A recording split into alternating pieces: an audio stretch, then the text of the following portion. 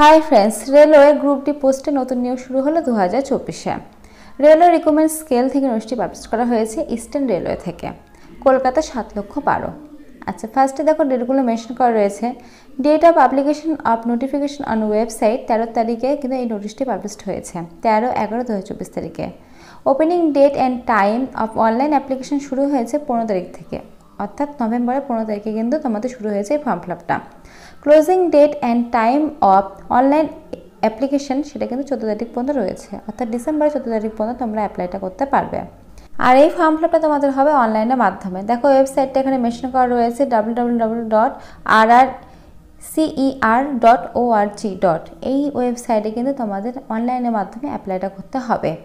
লিঙ্কটা আমি ডিসক্রিপশনে দিয়ে রাখবো, অথবা তোমরা কিন্তু ফর্মের মধ্যেও পেয়ে যাবে।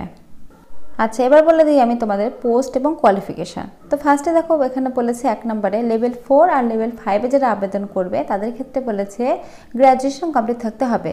গ্র্যাজুয়েশন তোমাদের কমপ্লিট থাকতে হবে গভর্নমেন্ট রেকগনাইজ ইউনিভার্সিটি ইনস্টিটিউট থেকে, তাহলে কিন্তু তোমরা এখানে আবেদনটা করতে পারবে।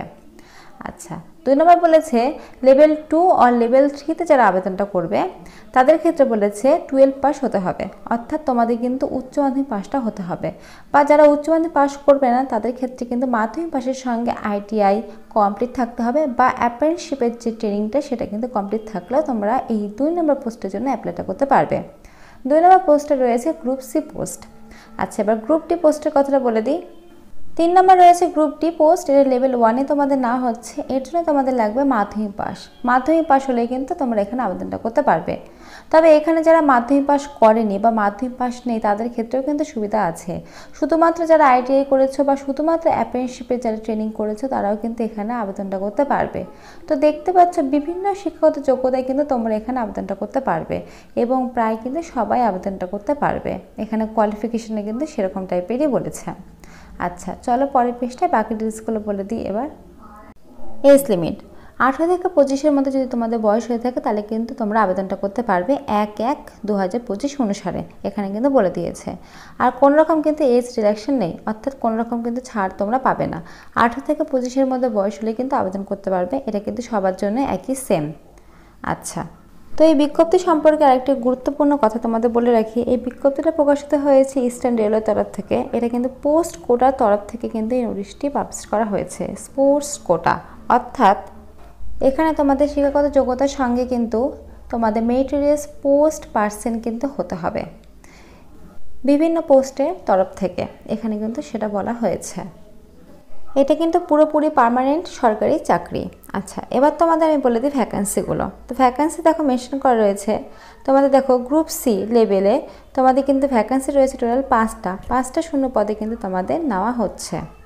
তারপর রয়েছে দেখো 2 নম্বরে গ্রুপ সি লেভেল 2 এবং লেভেল 3-তে যেটা নেওয়া হচ্ছে সেখানে কিন্তু তোমাদের বলেছে 16টি শূন্য পদে না হচ্ছে।